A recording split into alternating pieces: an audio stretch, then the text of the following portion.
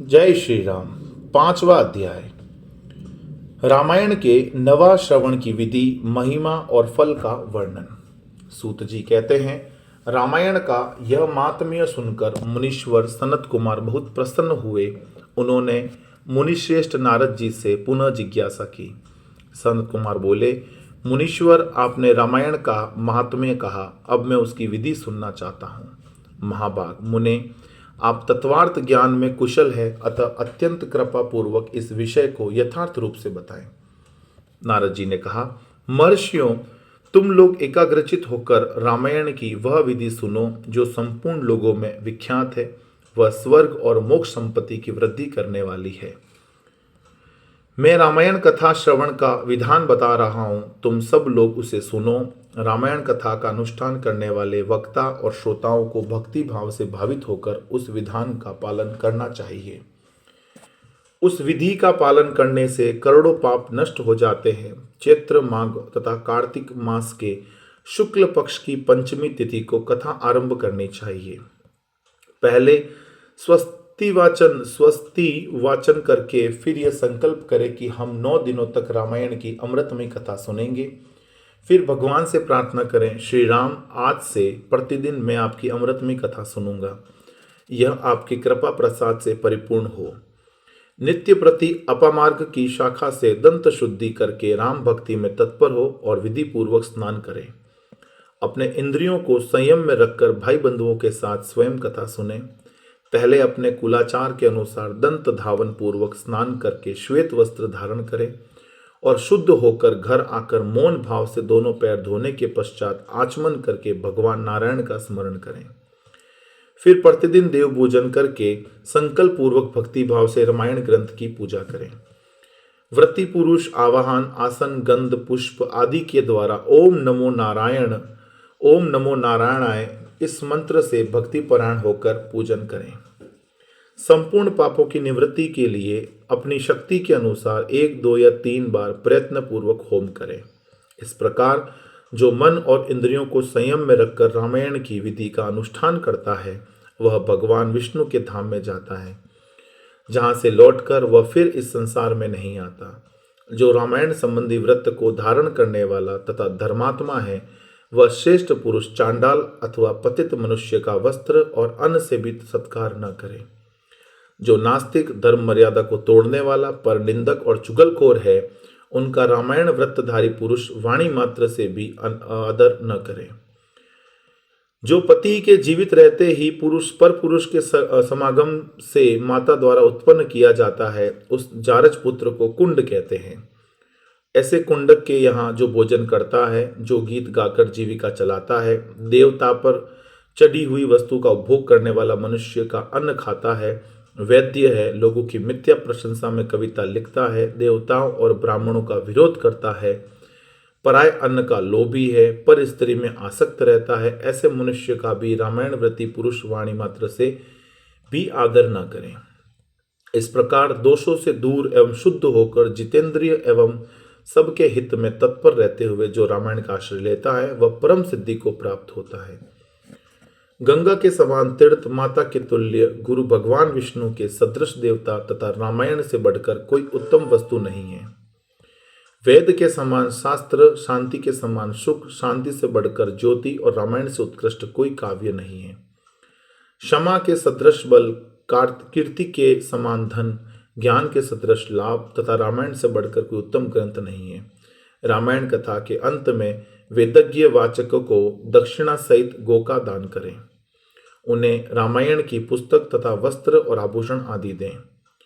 जो वाचक को रामायण की पुस्तक देता है, वह भगवान विष्णु के धाम में जाता है। वहां जाकर उसे कभी शोक नहीं करना पड़ता।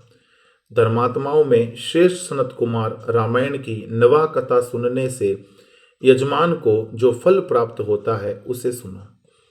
पंचमी तिथि को रामायण की अमृतमयी कथा को आरंभ करके उसके श्रवण मात्र से मनुष्य सब पापों से मुक्त हो जाता है।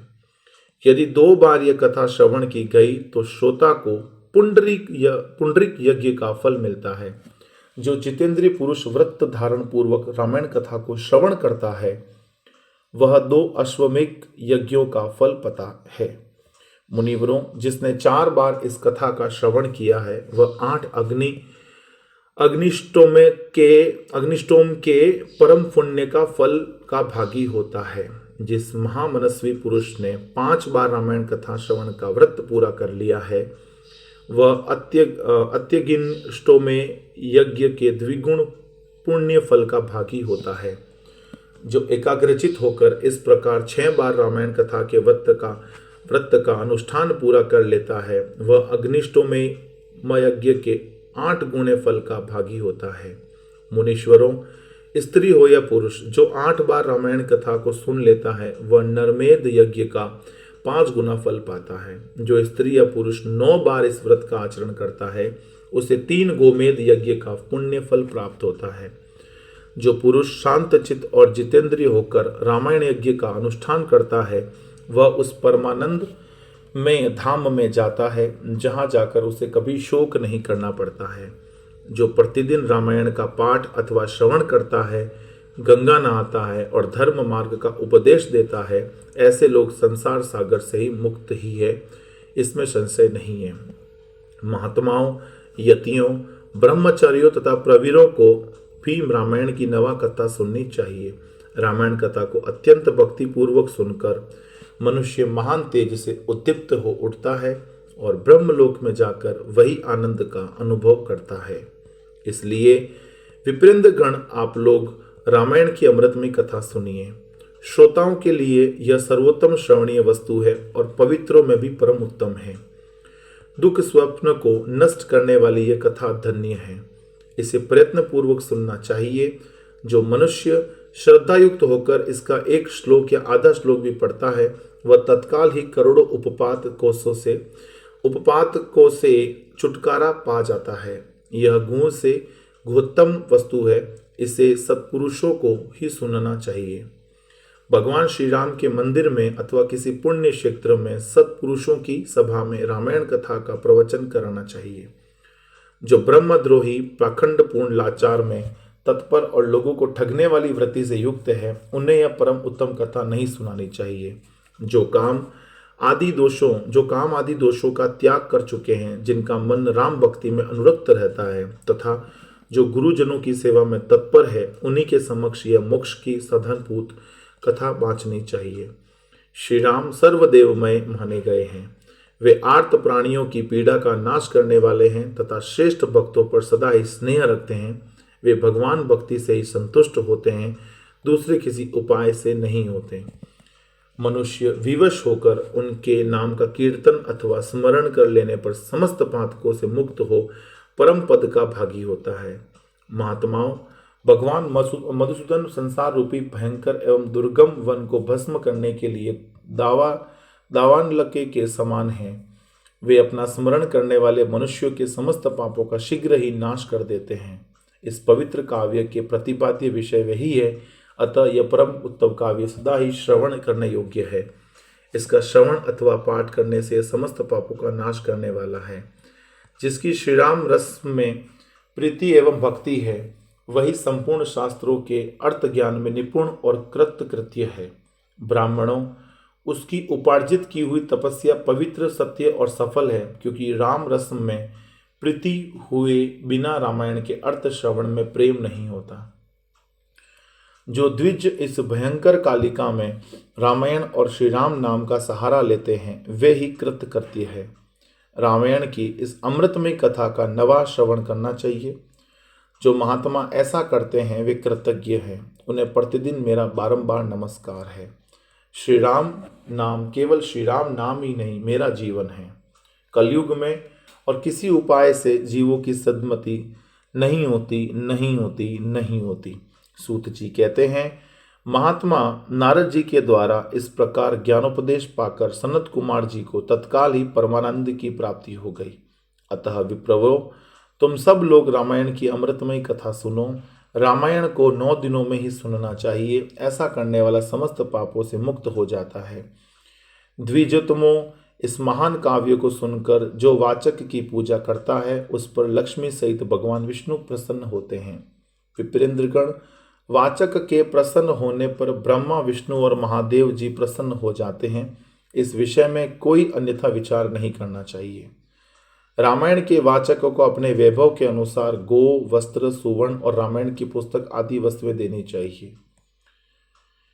उस दान का पुण्य फल बता रहा हूं, आप लोग एकाग्रचित होकर सुने। उस दाता को ग्रह तथा भूतवेताल आदि कभी बाधा नहीं पहुंचाते। श्री रामचरित्र का श्रवण करने पर श्रोता के संपूर्ण श्रेय की वृद्धि होती है। उसे न तो अग्नि की बाधा प्राप्त होती है और न ही चोर आदि का भय। वह इस जन्म में उपार्जित किए हुए समस्त पापों से तत्काल मुक्त हो जाता है। वह इस शरीर का अंत होने पर अपनी 7 पीढ़ियों के साथ मोक्ष का भागी होता है। पूर्व काल में सनत कुमार मुनि के भक्ति पूर्वक पूछने पर नारद जी ने उनसे जो कुछ कहा था वह सब मैंने आप लोगों को बता दिया है। रामायण आदि काव्य है। यह संपूर्ण वेदार्थों की सम्मति के अनुकूल है। इसके द्वारा समस्त पापों का निवारण हो जाता है। यह पुण्यमय काव्य संपूर्ण दुखों का विनाशक और संपूर्ण विपुण्यों और यज्ञों का फल देने वाला है। जो विद्वान इसके एक या आधे श्लोक का भी पाठ करते हैं उन्हें कभी पापों का बंधन नहीं प्राप्त होता है। श्री राम को समर्पित किया हुआ यह पुण्य काव्य संपूर्ण कामनाओं को देने वाला है। जो लोग भक्तिपूर्वक इसे सुनते हैं और समझते हैं उनको प्राप्त होने वाले पुण्य फल का वर्णन सुनो। वे लोग 100 जन्मों में उपार्जित किए हुए पापों से तत्काल मुक्त हो अपनी हजारों पीढ़ियों के साथ परम पदकों को प्राप्त होते हैं। जो प्रतिदिन श्री राम का कीर्तन सुनते हैं उनके लिए तीर्थ सेवन, गोदान, तपस्या तथा यज्ञों की क्या आवश्यकता है। चैत्र माघ तथा कार्तिक में रामायण की अमृतमय कथा का नवाह पारायण सुनना चाहिए। रामायण श्री रामचंद्र जी की प्रसन्नता प्राप्त कराने वाला, श्री राम भक्ति को बढ़ाने वाला, समस्त पापों का विनाशक तथा सभी संपत्तियों की वृद्धि करने वाला है। जो एकाग्रचित होकर रामायण को सुनता अथवा पढ़ता है वह सब पापों से मुक्त हो भगवान विष्णु के लोक में जाता है। इस प्रकार श्री स्कंद पुराण के उत्तराखंड में श्री नारद सनत कुमार संवाद के अंतर्गत रामायण महात्म्य के प्रसंग में फल का वर्णन नामक 5वां अध्याय पूरा हुआ। आप सभी का धन्यवाद। जय श्री राम।